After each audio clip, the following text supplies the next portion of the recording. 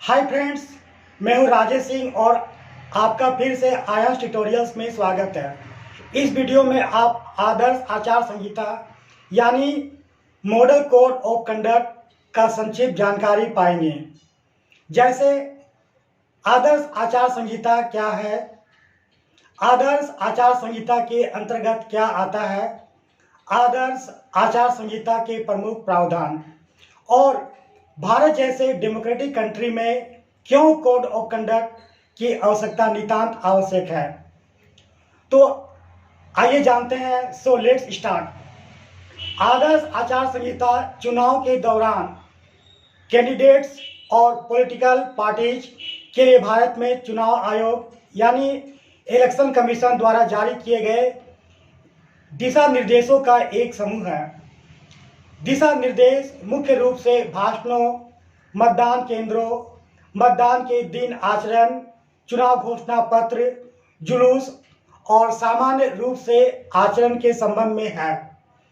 चुनाव आयोग द्वारा चुनाव कार्यक्रम की घोषणा होते ही संपूर्ण चुनावी या कंस्टिट्यूएंसी में कोड ऑफ कंडक्ट लागू हो जाती है। आदर्श आचार संहिता के अंतर्गत क्या आता है?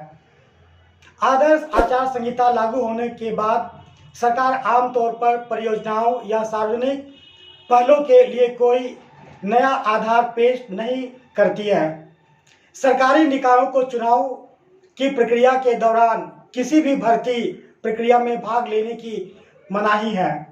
चुनाव लड़ने वाले कैंडिडेट्स और उनके प्रचारकों से अपने विरोधी कैंडिडेट्स के रोड शो की स्वतंत्रता को भंग करने की अपेक्षा नहीं की जाती है। आचार संहिता इस पर प्रमुख रूप से नियंत्रण रखती है। चुनाव अभियान, रैलियों और रोड शो को सड़क यातायात और आम जनता को प्रभावित नहीं करना चाहिए। यानी कि भारत जैसे डेमोक्रेटिक कंट्री में बहुत ही आवश्यक है कोड ऑफ कंडक्ट। बिना स्ट्रिक्ट कोड ऑफ कंडक्ट का हमारे देश में चुनाव प्रक्रिया सही रूप से नहीं हो सकता है। आदर्श आचार संहिता के प्रमुख प्रावधान, कुल 8 प्रमुख प्रावधान है जिनका उल्लेख इस प्रकार से किया जा सकता है। पहला है आपका सामान्य आचरण। किसी भी गतिविधि के दौरान धार्मिक या सांप्रदायिक भावनाओं को आहत नहीं किया जाना चाहिए। विपक्षी राजनीतिक दल की आलोचना केवल उनकी पिछली नीतियों या कार्य तक ही सीमित होनी चाहिए और व्यक्तिगत रूप से उसे संबंधित नहीं होनी चाहिए। चुनाव प्रचार के लिए पूजा स्थलों, मंदिर, मस्जिद, चर्च आदि का उपयोग नहीं किया जाना चाहिए। प्रत्येक नागरिक के शांतिपूर्ण और आसान घरेलू जीवन के अधिकार का सम्मान किया जाएगा और प्रचार के उद्देश्य के लिए उपयोग किए जाने वाले किसी भी क्षेत्र का उपयोग संबंधित व्यक्ति या संगठन से अनुमति लेने के बाद ही किया जाना चाहिए। बैठकें या मीटिंग, पार्टी या उम्मीदवार बैठक के लिए प्रस्तावित स्थान और समय के बारे में स्थानीय पुलिस अधिकारियों को समय पर सूचित करेंगे ताकि पुलिस द्वारा कानून व्यवस्था और शांति बनाई रखी जा सके। जुलूस या प्रोसेसन, जुलूस के समय स्थान और मार्ग के बारे में स्थानीय पुलिस या संबंधित अधिकारियों को पहले से सूचित किया जाना चाहिए ताकि आवश्यक व्यवस्था की जा सके। ये सारे अति आवश्यक हो जाते हैं चुनाव के दरमियान। मतदान दिवस, पार्टी या उम्मीदवार को शांतिपूर्ण चुनाव के लिए मतदान शिविरों में अधिकारियों के साथ सहयोग करना चाहिए। मतदान शिविरों के बाहर कोई भी खाने पीने का सामान या शराब नहीं परोसी जाएगी। ये सारे सख्त निर्देश चुनाव आयोग के द्वारा कोड ऑफ कंडक्ट के माध्यम से सभी पॉलिटिकल पार्टीज को दिया जाता है।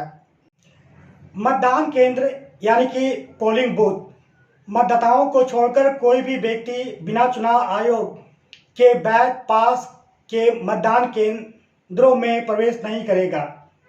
पर्यवेक्षक या ऑब्जर्वर, चुनाव आयोग पर्यवेक्षकों की नियुक्ति करता है यदि कैंडिडेट्स या उनके एजेंटों को चुनाव के संचालन के संबंध में कोई विशेष शिकायत या समस्या है तो वे उसे निरीक्षण के ध्यान में ला सकते हैं या उसे इंटीमेट कर सकते हैं।